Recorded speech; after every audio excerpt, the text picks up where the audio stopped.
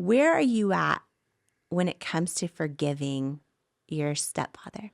Well, he recently passed away, and it was really difficult because he was like the only father I really ever had, aside from my acting coach, who was recently diagnosed with ALS, and that is a whole other thing. And so when he was in hospice, I was so compelled because he hadn't spoken to me since I wrote my book, because he really felt like I threw him under the bus, and so did his family. And I was like, but read the chapter about like, yes, these terrible things happen, but like, I'm so grateful for what you instilled, like so much discipline and work ethic and all these, nobody's all bad and nobody's all good. And we're doing the best we can. And so as an adult, and when you're sort of faced with someone's mortality, or, you know, they're in hospice and you don't know how long you're going to have with them, I just felt so compelled to write him a letter. And, but I was honest. I was like, you know, like I was very hurt, but I also love you very much. And I hope that you can forgive me for anything that you might be upset about. And I forgive you because ultimately at the end of the day, I really do believe that people want to be good. I do. I really believe that.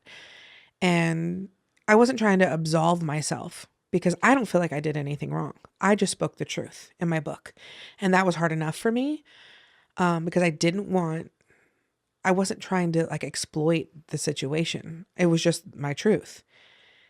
And for him to accept that, like, what he did, and accept his actions, you know, responsibility for his actions. And then when, after he had passed away, and so he was in hospice, and my sister read the letter to him while I was on FaceTime. And I was like the last person that he spoke to. And he was like, thank you. He said, thank you. And he said, I love you. And I was like, ooh, like that was very important for me. And then when we were cleaning out my childhood home where he lived, he actually had my book with a bookmarker in it. And I was like, okay. So like he was trying, you know, like he really did try. So, yeah, sometimes we have to have grace. And grace is for people who, I talk about this often, like grace is for people who like seemingly don't deserve it, but need it the most. And including ourselves, of course. So yeah, that was like a very profound moment, to be able to apologize and also tell him that I loved him, because I really do. And I'm really grateful for him. I don't know. I didn't know really a father figure because my dad wasn't around. So yeah, it's wild. It's so wild. Life be lifing. Your dad, your biological dad, can you talk about him re-entering your life? Yeah. Maybe right around or near the time you became famous, and what was that like? What's happened since? How do you reconcile that? When we were trying to like reconcile the relationship, and I was trying to extend an olive branch, and what I discovered was that like he's very congenial, he's very funny, he likes to entertain, like he always had people over, and there were so many things. What I realized after writing the book was like I was more like him than I ever thought. And that was hard to discover, because I was like, oh, right. Okay. So he wasn't all bad, even though it made me feel that way because he left and abandoned me. And even after talking about that in the book, and then the National Enquirer goes and speaks to him, and he said that I abandoned him. I'm like, what in the world? Like, he knows better. He knows better. And I know that he knows better. And so that's why I can have forgiveness around the situation. But like, are you that desperate that you would need the money to like, I don't know. I guess it was just difficult because I felt like you abandoned me again for your own needs and your own wants and your own desires, or for your need to feel justified in your actions. We all know what we do or don't do. And we have to live with that. I know that he knew, but it was heartbreaking, especially like one of the first conversations we have, he asks me like what I make per episode. And I'm like, really? And that's after seeing him, like after reconciling, right? After trying to reconcile with him. Yeah. And I'm like, is that okay? Could we have an honest conversation? Could I have said, is that all you care about? Or is it that you don't know how to ask me maybe another question? Or like, is it that you find so much value in monetary gain? Like, what is it? Like, why did you ask that? And I can only think of that now because in the moment I was like, are you serious? And I laughed it off. But I wish I could have said, that actually hurt my feelings. I want to have a relationship with you and it feels like that's all you care about. Can you explain? Can you share why you asked me that? Of course I didn't. But all that to say, it was, it's difficult. It's difficult. It's a weird dynamic. Like you've fully forgiven both your father and your stepfather? I don't know. No. No. I mean, I think mostly. Yeah. Mostly. But I went to this really amazing therapy location in Nashville, outside of Nashville. And was it on site? it was. Life-changing. Oh, it was life-changing. I love. Yes. And I had done a movie that like really sort of, I knew I shouldn't have done, and I did it anyway because I committed to it. And it was so difficult for me for many reasons. And I was like, I don't know if I want to act anymore. And then I happened to run into someone who knew Miles, and then I ran into Miles at the grocery store, and I was like, okay, I clearly need to be going to onsite. And I'm so grateful I did because I was able to like really hash through some things about my father and my stepfather and a friend and the movie and Worth and all that. But what I know is that like I'm doing the best I can, but there's things that still come up. But what was so beautiful was that there were two older gentlemen in my group because I did like a group intensive, and they were like, we would be so proud to be your dad. And I said, oh my gosh, like I was sobbing, like even if I went there just for that, it was like I really needed to hear that and reconcile that, like, no matter what I did or didn't do, it has nothing to do with me. Whether my stepdad or my father could or couldn't, it has nothing to do with me. And that is what I think I'm dealing with. I want to say it's more about just coming to terms with that because I always want to make it about me. And I'm like, am I narcissistic? Is something wrong with me? Like what? And I just have to not take it personally because it's not about me, but it certainly feels that way a lot of the time. So onsite was very instrumental in that process. So I feel like every day I get to like move closer toward like, I guess, a complete forgiveness. I don't know if it will ever happen. I don't know. But what I was getting at is there was this girl who's gorgeous, so funny, so talented. She had this great relationship with her dad. Her dad was like madly like just engaged with her, in love with her, and like obsessed with her in like a beautiful, like healthy way. And I was like, oh, my life would be so different if my dad loved me.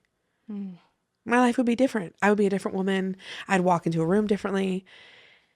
And then I realized like that's not necessarily true. And also she was there too. She had her own issues. Like you're not exempt. You're not exempt from issues because you look a certain way. But in my mind, if I looked a certain way, if I was treated differently, I'd look a certain way and I'd be treated differently. But like sometimes I'm the lesson for people. Sometimes someone else is a lesson for me. So yeah. Maybe I'll eventually forgive completely, but no, I couldn't say 100%. Yeah. How did your mom react to the memoir? Well, I think she was proud that I wrote it. I think that she was disappointed that she seemingly allowed that behavior, and it's difficult now because she had a stroke 6 years ago and then she had lung cancer. So she has aphasia. So she doesn't have a vocabulary. She literally speaks in ba ba ba ba bas. So it's like playing charades with your mom. But before she had her stroke, I was able to share some things with her that like really hurt my feelings. And she was able to apologize. And I didn't ever think I was going to hear, I'm sorry from my mom. Not because she wasn't capable of it, but my mom would like tough. I mean, clearly she's gone through everything she's gone through and still kicking. Sassy as the day is long. And so that was very healing for me that she was able to say she was sorry. So like, I feel like she did even before she knew I was going to write the book. And I do know that she's very proud of me. And that's all we want is our parents to be proud of us. Yeah. You know, to love us and be proud of us. So yeah, but I don't think she was. And I think that's why she really encouraged and like spoke up about my stepfather treating my younger sisters differently.